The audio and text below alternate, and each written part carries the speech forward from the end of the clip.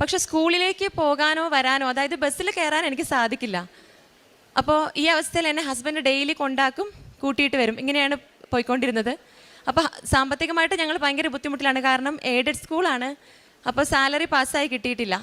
Husband എൻ്റെ കൂടെ ഇങ്ങനെ കൂട്ടാനും കൊണ്ടുവിടാനും നടക്കുന്നത് കൊണ്ട് തന്നെ അദ്ദേഹത്തിനും ജോലിക്ക് പോകാൻ സാധിക്കില്ല.